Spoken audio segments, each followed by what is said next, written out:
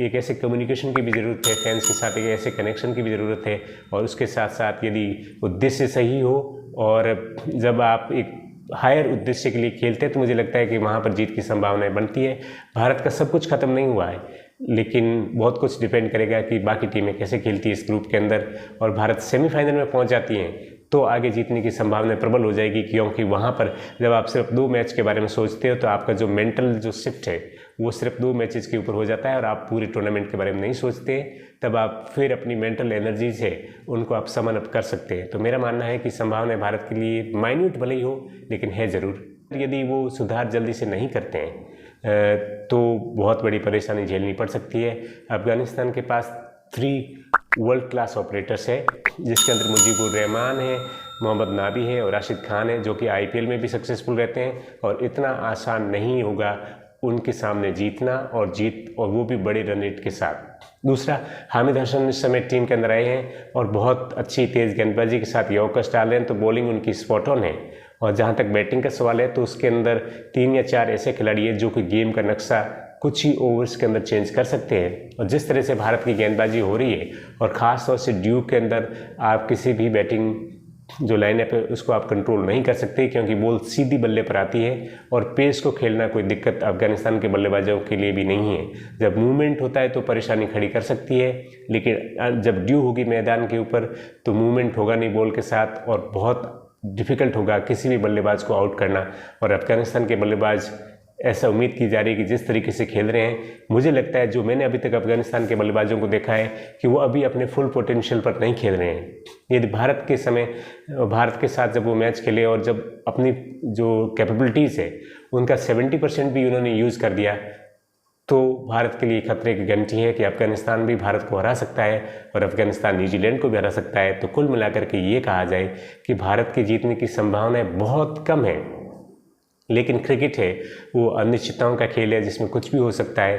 तो अभी भी थोड़ी सी उम्मीद ज़रूर बनी हुई है कि कुछ रिजल्ट्स भारत के पक्ष में जाएगा और भारत जिन भी ओपोनेंट के खिलाफ खेलेगा तो उसमें पूरी अपनी दमखम के साथ खेलेगा और भारत किसी तरीके से ये जीत हासिल करके यदि सेमीफाइनल में पहुंच जाता है तो वहाँ पर मोटिवेशन का लेवल बहुत अलग होगा और जब प्रेशर भी भारत के अंदर कम होगा, क्योंकि जो उनको डिलीवर करना चाहिए था, ख़ास तौर से जो पाकिस्तान के खिलाफ मैच था उसमें वो डिलीवर नहीं कर पाए। तो एक नए जोश के साथ खेलती हुई नज़र आ सकती है सेमीफाइनल के बाद। लेकिन यदि सेमीफाइनल ही क्वालिफाई नहीं करता है तो भारतीय टीम के लिए बहुत ही डिसअपॉइंटिंग होगा। IPL ठीक है, आप पैसा कमा सकते हैं, आप खिलाड़ी पैसा कमा सकते हैं, बहुत कुछ हो सकता है, लेकिन भारत को एक ऐसे पर्पज़ की ज़रूरत है जिसमें वो फुली कमिटेड होकर के देश के लिए खेलते हुए नज़र आए और उसमें उस ऊर्जा का संचार ज़रूर होना चाहिए ताकि भारत के जो लोग हैं वो खिलाड़ियों के साथ जुड़ करके रह सके। एक जुड़ाव, एक कनेक्शन की कमी अक्सर नज़र आती है जब भी भारतीय टीम इन दिनों में खेलती हैं क्रिकेट के मैदान पर। हमें एक ऐसी भारतीय क्रिकेट टीम के प्रदर्शन की ज़रूरत है जैसी कि उन्होंने ऑस्ट्रेलिया के खिलाफ टेस्ट सीरीज़ के अंदर की थी। तब सभी लोग भारत के रिजल्ट से काफ़ी खुश थे और भारतीय टीम के साथ एक कनेक्शन फील करते थे, महसूस करते थे। तो मुझे लगता है कि एक ऐसे कम्युनिकेशन देखिए, जहाँ तक भारत का सवाल है तो अब जिस तरह की बल्लेबाजी भारत कर रहा है और ख़ास तौर से इन चीज़ों के ऊपर अपन को ज़रूर ध्यान देना पड़ेगा कि भारत की गेंदबाजी भी उस स्तर की नहीं रही है। अभी तक 2 मैचेस के अंदर सिर्फ 2 विकेट मिले हैं और 2020 क्रिकेट में आपको सिर्फ 2 विकेट मिलते हैं, तो ये एक चिंता का विषय है। सबसे खास बात यह है कि IPL खेले, उससे पहले इंग्लैंड की सीरीज़ खेले, तो भारतीय क्रिकेटर्स लगातार क्रिकेट खेल रहे हैं और बहुत मुश्किल होता है मेंटल एनर्जीज को सेव करना।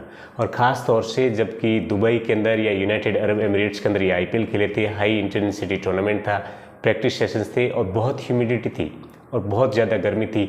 तो जो एनर्जीज है, जब एनर्जीज आपके शरीर से बाहर निकल जाती है तो भले आप कितना भी खान पान रखें या कुछ भी करें, आप मेंटली और फिजिकली रेडी होते नहीं हो परफॉर्मेंस के लिए। और आपने बॉडी लैंग्वेज में भी देखा होगा कि भारतीय क्रिकेट टीम के जो खिलाड़ी हैं उनके अंदर न तो पॉजिटिविटी वो नज़र आती है, न वो स्पार्क नज़र आता है, न पैशन नज़र आता है। आखिरकार वो ह्यूमन तो है, वो कोई मशीन थोड़ी है कि वो हर मैच के बाद आपको रिजल्ट दे सकती है। मुझे लगता है कि उनको एक अच्छी रेस्ट की दरकार थी, उनको एक प्रॉपर प्लानिंग की दरकार थी, वो थी नहीं इसके अंदर, इसलिए भारत स्ट्रगल करता हुआ नज़र आता है। अब अभी तक जो मैचेस हुए हैं खास तौर से पाकिस्तान के खिलाफ, तो ड्यू ने भी बहुत बड़ा रोल प्ले किया है दुबई के उस स्टेडियम में, जहां पर बैटिंग बहुत आसान हो जाती है। तो भारत टॉस के साथ भी थोड़ा अनलकी रहा, और जो कुछ बची खुशी जो भारत की एनर्जी थी वो उन्होंने प्रैक्टिस मैचेस के अंदर अपना दमखम से पूरा दिखा दिया था। और उसके बाद अब लगता है कि न तो उनके पास ऐसी कोई मोटिवेशन है और न ऐसा कोई रीजन नज़र आ रहा है जिसमें भारत जीतने के प्रति एक नई ऊर्जा की ज़रूरत है भारत को। तो ड्रेसिंग रूम में कुछ ऐसी या तो स्टोरी कही जाए या कुछ ऐसा माहौल बनाया जाए कि इस स्थिति को चेंज किया जा सकता है, क्योंकि इस समय जो खिलाड़ी है वो मेंटली काफ़ी एग्जॉस्टेड और ड्रेन्ड नज़र आते हैं। और मुझे लगता है कि आने वाले मैचेस में भले ही लोग ये मानते हो कि अफगानिस्तान एक लाइट टीम है और नामीबिया और स्कॉटलैंड को हरा करके एक बेहतरीन रन रेट से वहाँ पर पहुँच सकते हैं, और ये कैलकुलेशंस ये भी कर रहे हो कि न्यूजीलैंड और जो अफगानिस्तान का मैच हो तो और उसके अंदर भी वो उनके फेवरेबल रिजल्ट रहे, तो ये कैलकुलेशंस करना एक अलग बात है। लेकिन सच में ये है कि इस समय भारतीय टीम स्ट्रगल करती हुई नज़र आ रही है। उनके अंदर जो ऊर्जा, जो पैशन, जो जुनून के साथ आपको क्रिकेट खेलना चाहिए था, उसको परफॉर्म करने में खिलाड़ी इस समय उतने योग्य नज़र नहीं आ रहे हैं। हालांकि दो नामीबिया और स्कॉटलैंड थोड़ी सी धीमी टीमें, उनको तो भारत हरा देगा बड़ी रन रेट से, इसमें कोई दिक्कत नहीं होनी चाहिए।